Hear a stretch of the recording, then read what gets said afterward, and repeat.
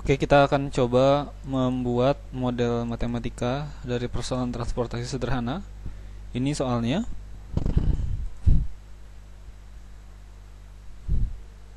Oke, ada pabrik yang akan menaruh barang-barangnya di gudang. Pabrik satu. Ini adalah pabrik satu punya kapasitas 90, 60, 50. Gudang satu 50, 110 dan 40 dan seterusnya. Ini adalah biaya transportasi dari pabrik satu ke gudang satu biayanya 20. Sebagaimana kita pelajari dalam moda transportasi, kita isikan di sini ya 20, kemudian 5, 8, 15, 20, 10, 25, 25, 10 dan 19. Kemudian kita tahu ini adalah pabrik satu kan ya. Pabrik satu kapasitasnya adalah 90. Ini 60 dan 50. Pabrik 2 ininya 50, 102, 110 dan 40. Oke, kita cek dulu apakah sama atau tidak. 90 tambah 60 tambah 200. Ini pun dijumlahkan 200. Oke, berarti seimbang. Di sini kita tidak perlu menggunakan dummy. Nah, sekarang tahap berikutnya adalah bagaimana cara membuat model matematika ini. Nah, oke. Oke,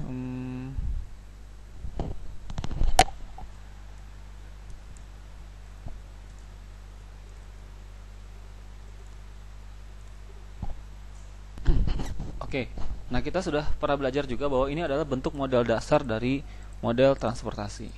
Nah, sekarang pertanyaannya bagaimana kita menuliskan untuk kasus ini. Dan kita tahu yang akan kita lakukan adalah minimasi biaya. Biaya itu adalah perkalian antara cost dengan X, di mana dia bergerak terus dari I-nya 1 sampai kan dengan ke M. Jadi M-nya ada 3 ya.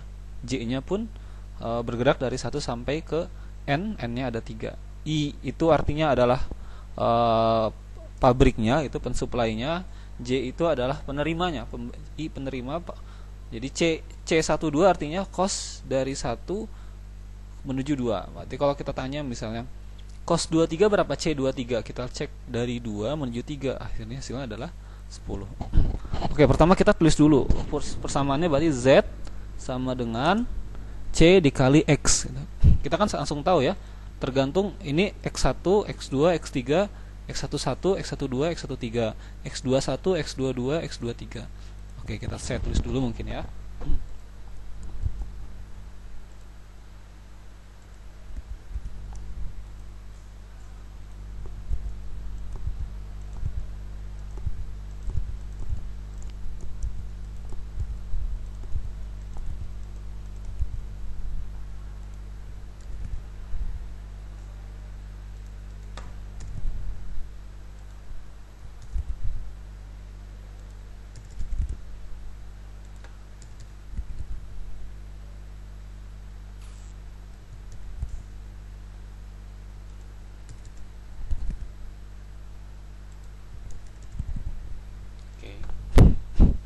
Sekarang kita hitung apa rumusnya adalah C dikali X cos.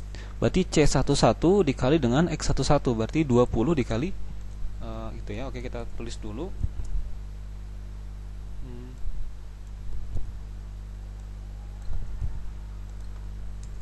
Satu dikali dengan X11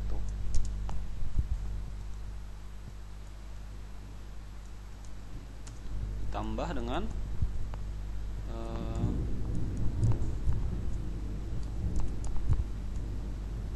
C1 kan 20 dikali ini, 5 kali ini, 8 kali ini, tergantung berapa jumlah yang dialokasikan, bukan?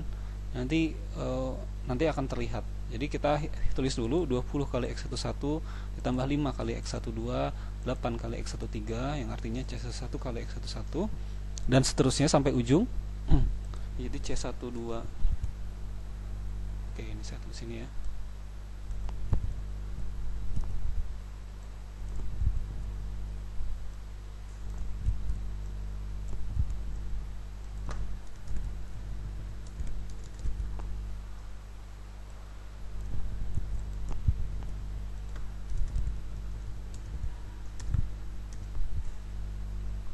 tambah lagi dan seterusnya. Kemudian C21 dikali X21, C22 dikali X22 itu adalah Z-nya. Nanti yang kita taruh di sini nilai Z-nya.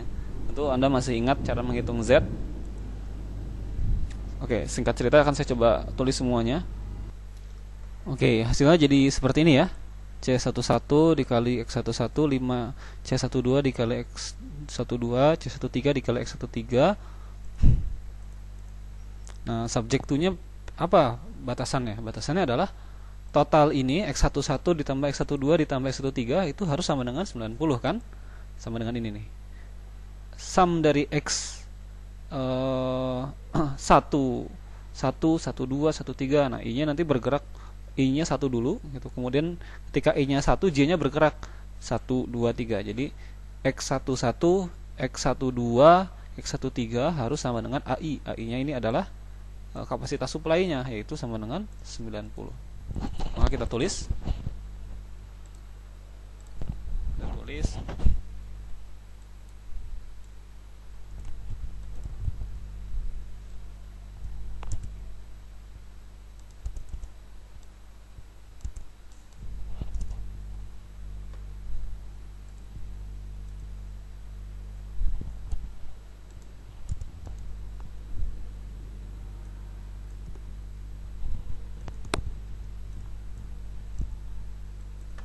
Nah, 1 begitu ya.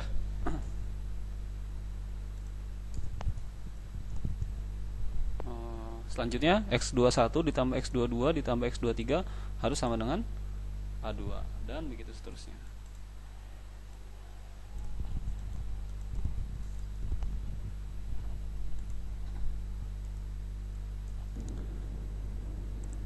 Oke, kita lanjutkan. Setelah constraint supply, selanjutnya constraint demand. Demand berbedanya adalah ke bawah ya, X11 ditambah X21 ditambah X31 itu harus sama dengan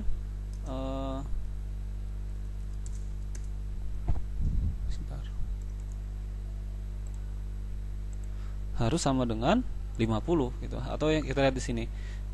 Nah, ini yang berbeda sekarang J-nya yang ketika J-nya 1, I-nya bergerak, disamkan, dijumlahkan. Jadi pertama J-nya 1 berarti X11, X21, X31 dijumlahkan harus sama dengan BJ. Kemudian sekarang J-nya jadi 2. Jadi X12, X22, X32 harus sama dengan B2 110. Oke, kita tulis ya.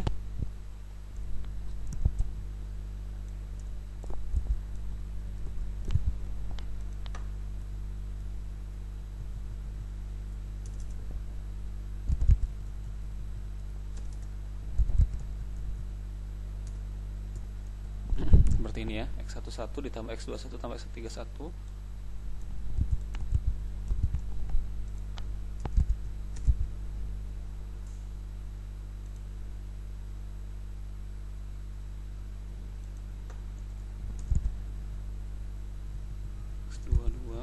X32, X12, X22, X32 dijumlahkan harus sama dengan B2.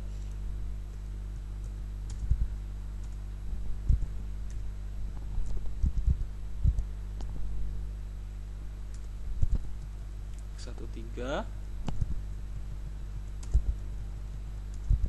harus sama dengan B3. Seperti ini. Kemudian constraint lagi.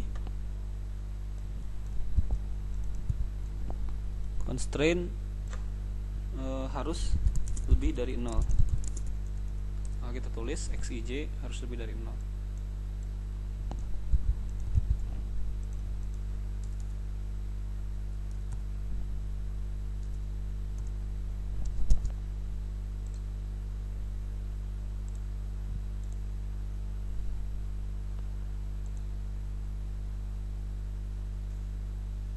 Harus lebih sama dengan